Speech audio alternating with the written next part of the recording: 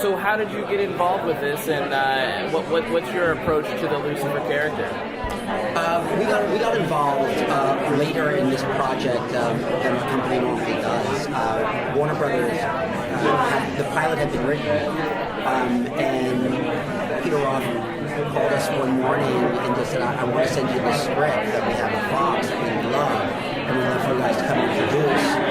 And you never say no. I mean, it's like, yes, send us the script, absolutely. He kind of told us what, it was based on Lucifer and the books, which we had seen the property a while back.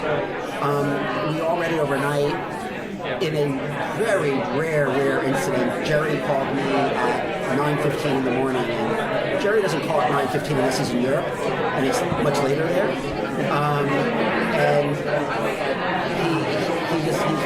the call was the funniest call, because he said, what did you think? I said, I think it's really good. It's an excellent script. He goes, it's amazing. This is incredible. This character is unbelievable. This writer, and you just went on. I said, I agree with it all.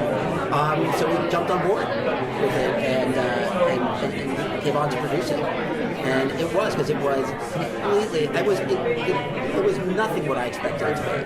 I figured, I read the book, the comic. I wasn't expecting something so funny and have such a sense of humor, and I've never really seen it in the genre before. And the approach that Tom Capanos took was so original and refreshing that it surprised the hell out of us. And we want to just keep doing that. We want to keep it like that. So you said you were familiar with the comic before then. What do you think about the changes? How did those all come about? That was Tom. Tom Capanos, when we spoke to Tom, he said, look, what I fell in love with was just the idea. This idea that Lucifer quits hell and comes to Los Angeles just for him opened up this whole world of possibilities. And from a guy who wrote Californication, it kind of makes sense, why that sparked to him. And that's what he ran with. That's what, he really, what intrigued him and made him laugh and sucked him into the story. We didn't see any reason why that wasn't anything wrong with that. When you look at other comic book stories, like with Batman, Gotham is itself a character. With Lucifer, and Mike Carey's Lucifer, Los Angeles is itself a character. How, being as though you're filming this in Canada, how are you going to bring Los Angeles to this program? We're not worried about bringing Los Angeles to the show. We shot CSI Miami in Laguna. We shot CSI New York in Studio City.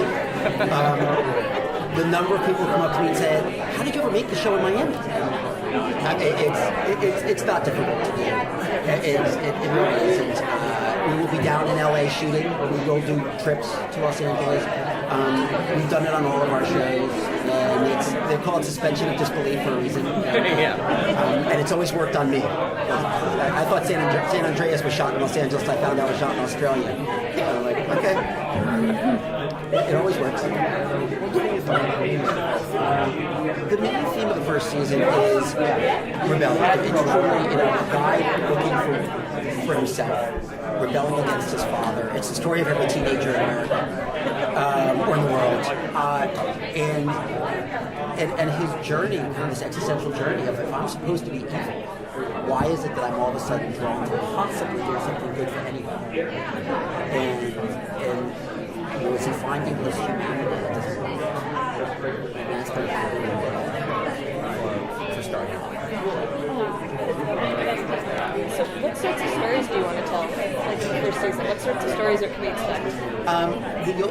What we're going to be doing is this balance of the serialized story, which is truly Lucifer's journey, his fascination with Chloe, his battles with humanity, his complete fascination with Earth, and what people do to each other.